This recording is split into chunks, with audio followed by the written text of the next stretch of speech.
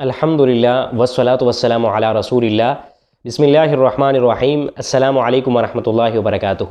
یقیناً تمام سننے والے خیر و عافیت سے ہوں گے۔ اللہ سبحانہ و تعالی ہمیں دنیا اور آخرت کی کامیابیاں عطا فرمائے۔ آج کا ہمارا موضوع یہ ہے کہ سنت چھوڑنے پر وعید کیا ہے، کہ جو شخص تارک سنت ہو، جو سنتوں کو چھوڑتا ہو، جو اللہ تعالیٰ کے احکامات، نبی اکرم صلی اللہ علیہ وسلم کے فرامین کو ترک کرتا ہو۔ ام المؤمنین سیدہ عائشہ صدیقہ رضی اللہ تعالی عنہا اس حدیث کے راوی ہیں۔ وہ فرماتی ہیں کہ اللہ کے رسول صلی اللہ علیہ وسلم نے فرمایا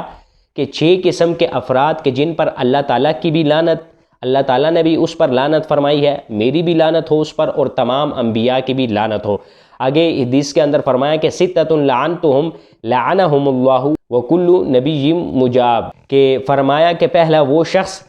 کہ جو المکذب بقدر اللہ، کہ جو اللہ تعالیٰ کی تقدیر کو جھٹلائے، یعنی ایمان نہ رکھے اللہ تعالیٰ کی تقدیر پر، کہ جو اللہ تعالیٰ نے اپنے بندوں کے بارے میں جو لکھا ہے ان کی تقدیریں جو ہے وہ اس پر ایمان نہ رکھے، کہ اس شخص نے اس دنیا کے اندر آنا ہے، اس نے اتنی عمر پانی ہے اور پھر اس نے چلا جانا ہے، جوانی کے اندر فوت ہونا ہے، یا بڑھاپے کے اندر رزق اتنا ہوگا، یا برائی کرے گا اچھے اعمال کرے گا۔ پھر دوسرا وہ شخص کہ الزائد فی کتاب اللہ، کہ جو کتاب اللہ یعنی کہ قرآن مجید کے اندر الفاظ کی کم و بیشی اور معنی کے اندر رد و بدل کرے۔ تیسرا وہ شخص کہ جو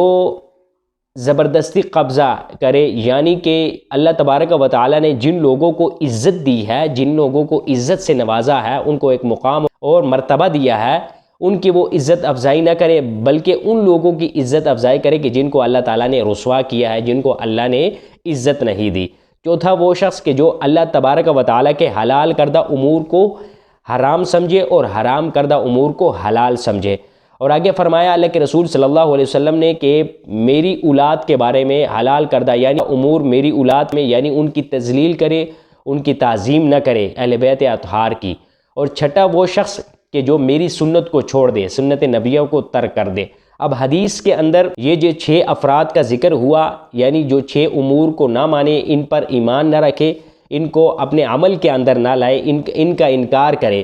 یعنی وہ شخص جو اللہ کی تقدیر کو نہ مانے اور پھر قرآن مجید کے الفاظ کے اندر اس کے ترجمے کو جو ہے وہ غلط پڑھے یا لکھے، جو بھی اس کا مترجم کہہ لے آپ، اور ان کے الفاظ میں غلط الفاظ ادا کرے، اس کی قرأت اچھی نہ ہو، اللہ کے حلال کردہ امور کو حلال نہ سمجھے، یعنی کہ آج کل جو محرمات ہے جن سے اللہ تبارک و تعالیٰ نے نکاح حرام قرار دیا، ایسے ان سے نکاح کرنا ہے وغیرہ وغیرہ۔ اسی طرح زبردستی قبضہ، یعنی کہ فاسق، فاجر، جھوٹا، مکار، طاقت کے ذریعے اپنی عزت کروانے والا، ان کی وہ عزت کرے، اور جو سچے لوگ ہیں، جو عادل لوگ ہیں، جو صادق لوگ ہیں، ان کی وہ عزت نہ کرے بلکہ ان کی تذلیل کرے۔ آگے فرمایا حدیث کے اندر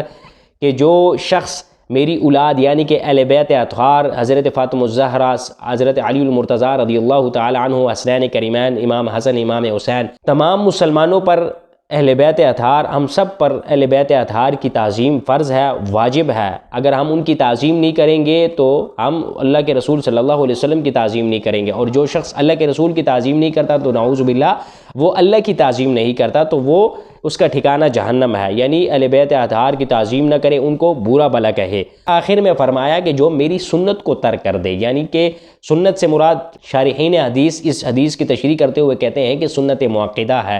یعنی ان کو ہلکا جانے، ان کو ہلکا سمجھ کر چھوڑتا رہے، اس کو ترک کرتا رہے، تو وہ شخص اللہ تبارک و تعالیٰ کی رحمت سے محروم ہے، وہ خیر سے محروم ہے۔ اور اگر بطور اعتناء ایسا کرے تو وہ کافر ہے، وہ حقیقتاً لعنت کا مستحق ہے۔ اسی طرح سنت کے اندر داڑھی منڈوانا بھی ہے، اس کا جو ہے وہ تارک، یعنی کہ سنت کو ہلکا سمجھ کر اس کو چھوڑنا۔ اللہ سبحانہ و تعالی ہمیں سنت نبویہ کو اپنانے کی اور ہمیں ان احادیث کو سمجھنے اور ان پر عمل پیرا ہونے کی توفیق عطا فرمائے۔